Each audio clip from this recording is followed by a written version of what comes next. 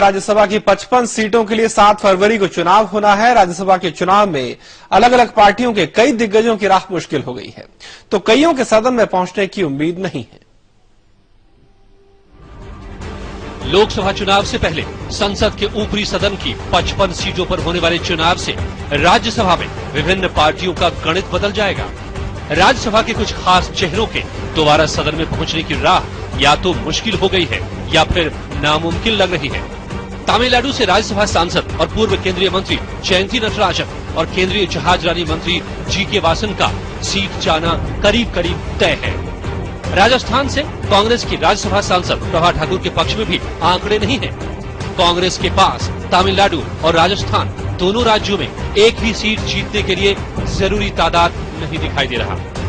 यही हाल बीजेपी का भी है।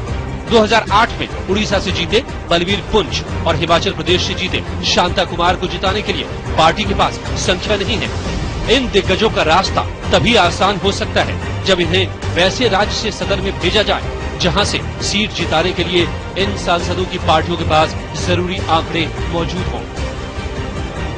राज्यसभा में तो सीधी बात है, जितने जितने हमारे विधायक चुन के आते हैं वही सीटें मिलती हैं और ज्यादातर पहले से ही पता रहता है कितने हमारे कैंडिडेट जीतेंगे कितने नहीं जीतेंगे।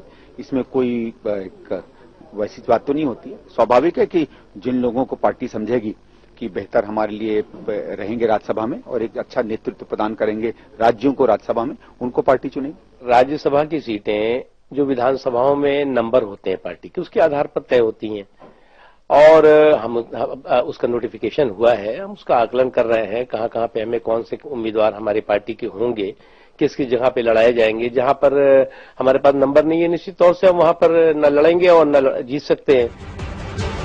कांग्रेस बीजेपी के साथ साथ दूसरे दलों के नेताओं की सीटें भी खतरे में हैं। बिहार से आरजेडी के राज्यसभा सांसद प्रेमचंद गुप्ता की पार्टी के पास भी उन्हें दोबारा सदन में भेजने के लिए जरूरी संख्या नहीं है। मेरा इस पर मानना है कि राज्यसभा तो बिल्कुल संख्या बल का मामला होता है और संख्या बल को ही सिर्फ मत देखिए। एक आज के दौर में राजद के पास एक मोमेंटम है जिसको हम कहते हैं। जाहिर है इस चुनाव का असर दिग्गजों के साथ साथ पार्टियों की सेहत पर भी पड़ेगा। लेफ्ट डीएमके की सीटें कम हो सकती हैं तो अन्ना द्रमुक, टीएमसी और बीजेडी की सीटें बढ़ सकती हैं। राज्य विधानसभाओं के अंक गणित में बदलाव की वजह से इस बार कई राज्यसभा के दिग्गजों की सीटें दांव पर लगी हैं।